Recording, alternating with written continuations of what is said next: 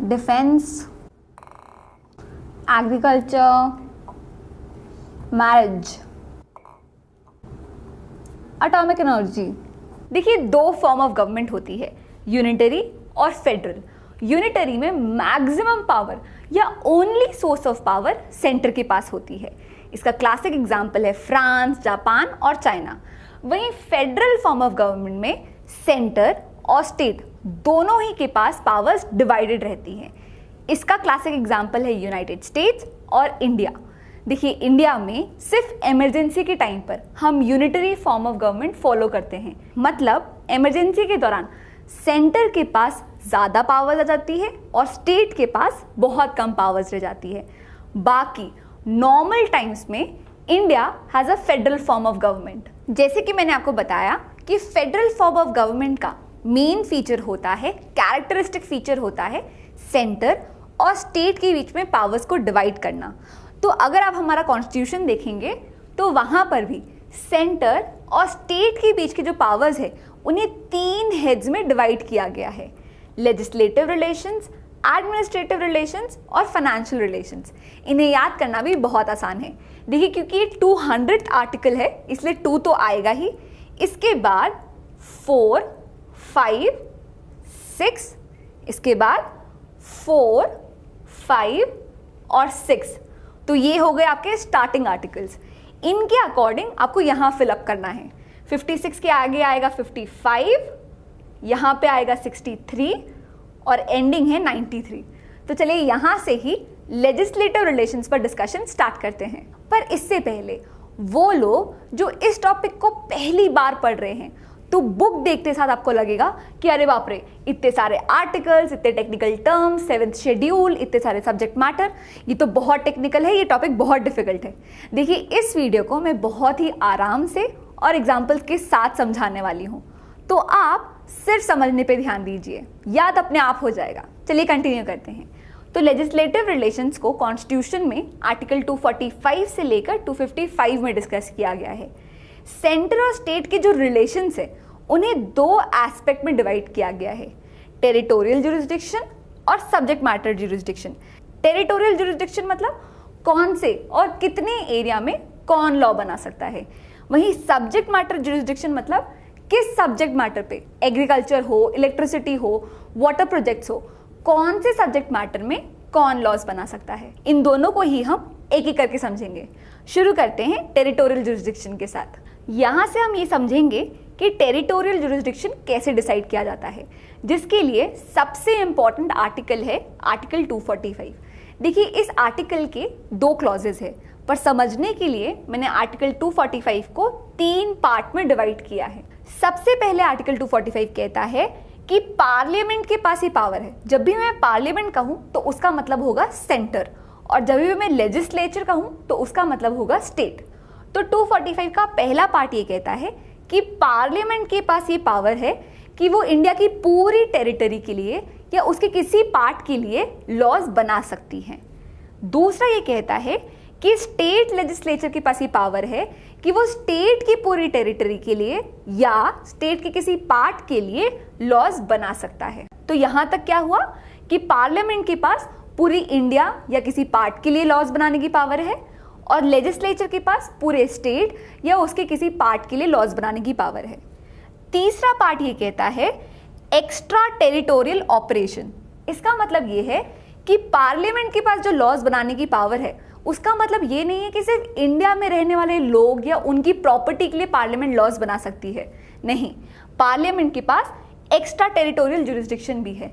मतलब वो लोग या वो प्रॉपर्टी जो इंडिया के बाहर है, पार्लियामेंट उनको भी गवर्न कर सकती है। ये एक्स्ट्रा टेरिटोरियल पावर सिर्फ पार्लियामेंट के पास है, स्टेट के पास नहीं। पर अगर इंडिया से बाहर रहने वाले लोग और उनकी प्रॉपर्टी के लिए पार्लियामेंट एक्स्ट्रा टेरिटोरियल लॉ बनाती है, तो ये कैसे डिटरमाइन करेंगे कि ये लॉ सही है या गलत? तो इसके लिए है टेरिटोरियल नेक्सस टेस्ट। इस टेस्ट का फेमस केस है Wallace versus income tax commissioner Bombay. ये केस आपने कंपनी लॉ में भी पढ़ा होगा। इस केस में क्या हुआ कि एक कंपनी थी जो कि इंग्लैंड में रजिस्टर्ड थी।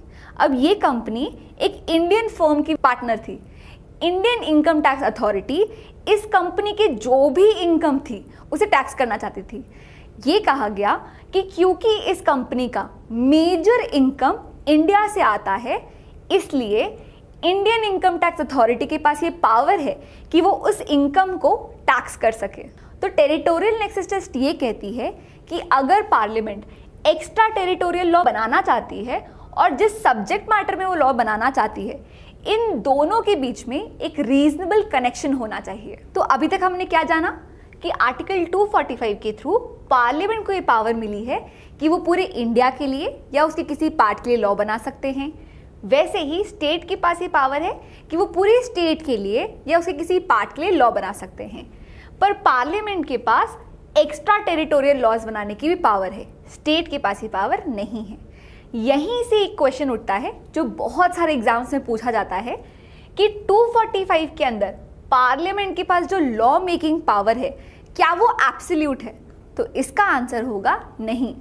245 के अंदर पार्लियामेंट के पास एब्सोल्यूट पावर नहीं है और इसके हैं ये 3 एक्सेप्शंस। पहला एक्सेप्शन है आर्टिकल 240 जो ये कहता है कि 4 union territories Dadar and Nagar Haveli, Daman and Diu, Andaman and Nicobar और लक्षद्वीप आइलैंड्स, इन 4 यूनियन टेरिटरीज के लिए प्रेसिडेंट को पावर मिली हुई है कि वो उनके पीस, प्रोग्रेस और गुड गवर्नेंस के लिए रेगुलेशंस बना सके। प्रेसिडेंट के पास रेगुलेशन बनाने की पावर इतनी स्ट्रांग है कि इन 4 टेरिटरीज के लिए पार्लियामेंट के किसी भी लॉ को अमेंड, मॉडिफाई या रिपील कर सकते हैं।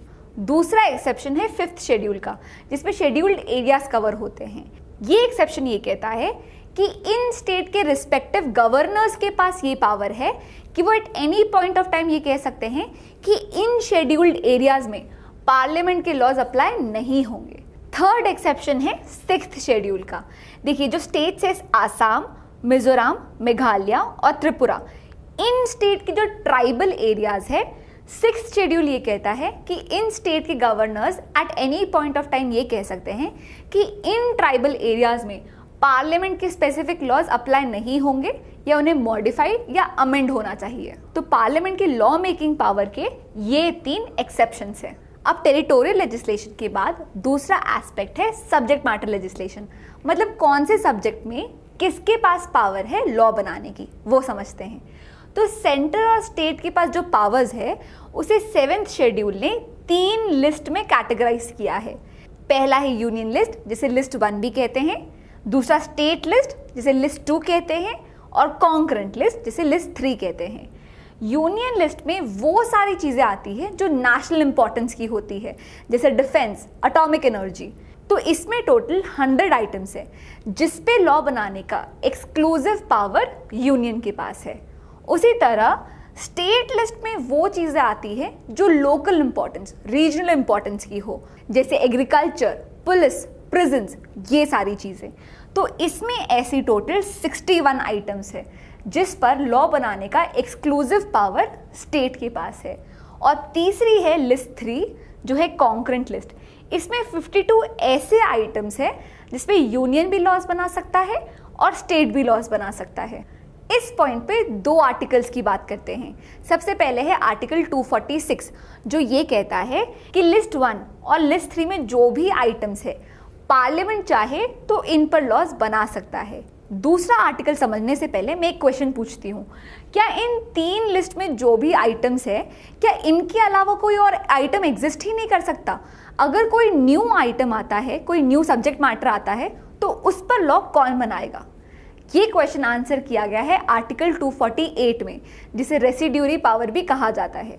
आर्टिकल 248 ये कहता है कि अगर इन 3 लिस्ट के अलावा, इन सारे सब्जेक्ट मैटर के अलावा कोई नया सब्जेक्ट मैटर आता है जिस पर लॉ बनाना चाहिए, तो वो रेसिड्यूरी पावर है यूनियन के पास। तो ये था आपका आर्टिकल 246 और 248। तो नॉर्मली सब्जेक्ट मैटर ही हर कोई लॉ बनाता है, पर इन केस ऑफ कॉन्फ्लिक्ट ये चीज़ ध्यान रखिए, union list is greater than concurrent list, concurrent list is greater than state list. तो अगर यूनियन लिस्ट और स्टेट लिस्ट में कोई कन्फ्लिक्ट होता है तो union list will prevail, concurrent list और स्टेट में कोई कन्फ्लिक्ट होगा तो कॉन्करेंट विल प्रिवेल, और वैसे ही। तो इस चीज़ को ध्यान रखिए।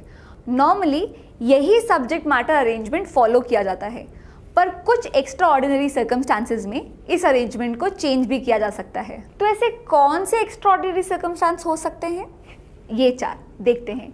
तो नेशनल इमरजेंसी या प्रेसिडेंट रूल के टाइम पर पार्लियामेंट के पास पावर आ जाती है कि वो स्टेट लिस्ट के किसी भी सब्जेक्ट मैटर पे लॉ बना सकते हैं। दूसरा है कि अगर राज्यसभा को ये लगता है कि स्टेट लिस्ट में कोई सब्जेक्ट मैटर है जो कि नेशनल इंपॉर्टेंस का है और उस पर पार्लियामेंट को लॉ बनाना चाहिए, तो राज्यसभा एक रिजोल्यूशन पास करवा सकती है और फिर उस पर पार्लियामेंट लॉ पास कर सकती है। तीसरा है स्टेट की रिक्वेस्ट पर 2 या 2 से ज़्यादा स्टेट लेजिस्लेचर अगर पार्लियामेंट को रिक्वेस्ट करे कि किसी पर्टिकुलर सब्जेक्ट मैटर पर पार्लियामेंट को लॉ इनैक्ट करना चाहिए, तब पार्लियामेंट ऐसा कर सकती है। और चौथा है कि इंटरनेशनल एग्रीमेंट्स को इम्प्लीमेंट करने के लिए, उन्हें फुलफिल करने के लिए पार्लियामेंट स्टेट लिस्ट के किसी भी सब्जेक्ट पर लॉ बना सकती है।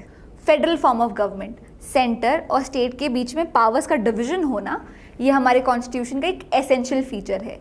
तो अब सेंटर और स्टेट दोनों ही के पास अपने अपने सब्जेक्ट मैटर्स है लॉज बनाने के लिए, पर जैसे कि मैंने आपको कहा कि ऐसे बहुत सारे सिचुएशंस होते हैं जिसमें सेंटर स्टेट के सब्जेक्ट्स पर और स्टेट सेंटर के सब्जेक्ट्स पर लॉ बनाना चाहता है। तो अगर ऐसा कोई लॉ आता है तो हम कैसे डिटरमाइन करेंगे कि वो लॉ वैलिड है या नहीं? तो ये डिटरमाइन करने के लिए कोर्ट्स एक डॉक्ट्रिन अप्लाई करते हैं जिसे कहते हैं doctrine of pith and substance.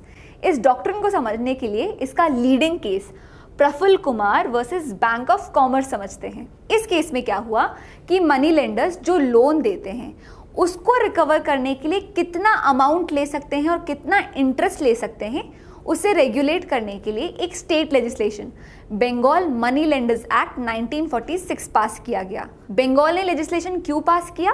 क्योंकि मनी लेंडिंग एक स्टेट सब्जेक्ट है। मनी लेंडिंग लिस्ट 2 की एंट्री 27 में आता है। पर सेंट्रल गवर्नमेंट ने इस एक्ट को चैलेंज किया और ये कहा कि ये जो एक्ट है वो प्रॉमिसरी नोट्स को भी गवर्न करता है और प्रॉमिसरी नोट एक सेंट्रल सब्जेक्ट है, वो लिस्ट 1 के एंट्री 28 में आता है। तो ये देखने के लिए कि क्या ये लेजिस्लेशन वैलिड है या नहीं, कोर्ट्स ने doctrine of pith and substance apply किया और ये कहा कि जब भी आपको किसी भी लेजिस्लेशन का ट्रू नेचर देखना है, आप उस लेजिस्लेशन को एज अ होल देखते हो, मतलब उसका ऑब्जेक्ट, उसका स्कोप और उसका इफेक्ट, इन सभी चीज़ों को देखते हो। इस डॉक्ट्रिन के इस टेस्ट को अप्लाई करते हुए कोर्ट्स ने कहा कि बंगाल मनी लेंडर्स एक्ट का मेन नेचर है मनी लेंडिंग की एक्टिविटी को गवर्न करना और वो इंसिडेंटली प्रॉमिसरी नोट को भी इंक्रोच कर रही है, पर ये एक्ट वैलिड होगा। सिमिलर लाइंस पर है state of Bombay versus FN Balsara का केस। इस केस में लिकर की सेल, इंपोर्ट और पोजेशन को लेकर लॉ बनाया गया था, बॉम्बे प्रोहिबिशन एक्ट। ये state legislation incidentally import and export को भी गवर्न कर रहा था और इंपोर्ट एंड एक्सपोर्ट एक सेंट्रल सब्जेक्ट था। कोर्ट्स ने इस एक्ट की वैलिडिटी डिटरमाइन करने के लिए doctrine of pith and substance apply किया और ये कहा कि ये एक्ट वैलिड होगा। इस पॉइंट पे आर्टिकल 254 को भी देख लेते हैं जो रिपग्नेंसी की बात करता है। मतलब अगर सेम सब्जेक्ट मैटर पे पार्लियामेंट भी लॉ बनाता है और स्टेट भी लॉ बनाता है, तो आर्टिकल 254 कहता है कि इस सब्जेक्ट मैटर के लिए पार्लियामेंट ने जो लॉ बनाया है वो वैलिड होगा और स्टेट ने जो लॉ बनाया है वो वॉइड रहेगा। तो आर्टिकल 254 है आपका रिपग्नेंसी क्लॉज। तो उम्मीद करती हूँ कि legislative relation, subject matter divisions, ये सारे टॉपिक आपको क्लियर होंगे। अगर ये वीडियो आपको पसंद आई हो तो do let me know in the comment section. Also subscribe to this channel. That's it for now. See you in the next class. Bye bye.